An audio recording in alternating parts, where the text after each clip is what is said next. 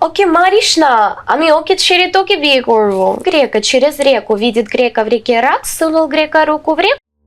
একসময় সামাজিক যোগাযোগ মাধ্যমে জনপ্রিয়তার শীর্ষে থাকা রুশ মডেল মনিকা কবির এখন বিতর্কের কেন্দ্রে।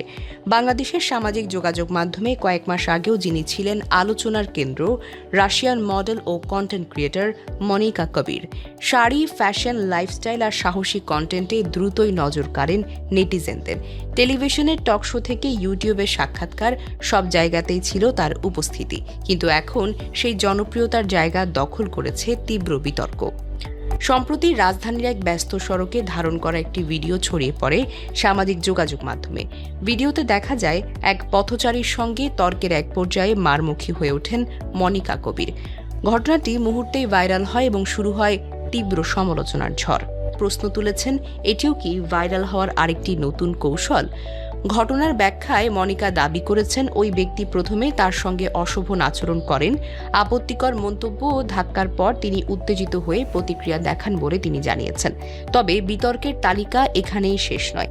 এই ঘটনার জেরে তার বিরুদ্ধে আইনি পদক্ষেপও শুরু হয়েছে। এক নারী আইনজীবী মনিকার কাছে লিগ্যাল নোটিশ পাঠিয়েছেন বলে গণমাধ্যমে খবর এসেছে। নোটিশে প্রকাশ্যে ক্ষমা চাওয়া এবং জনসম্মুখে সহিংস আচরণের ব্যাখ্যা দাবি করা হয়েছে।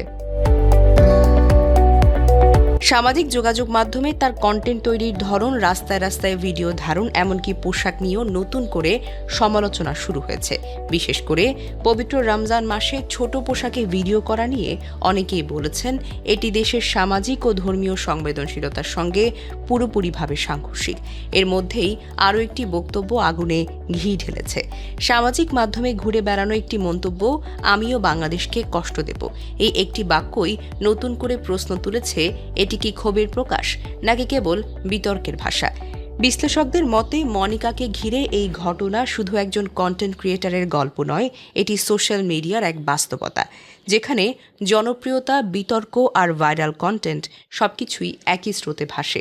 প্রশ্ন এখন একটাই, মনিকা কি বিতর্কের শিকার নাকি বিতর্কই তার নতুন পরিচয়? ডেস্ক রিপোর্ট, চ্যানেল ডিও নিউজ।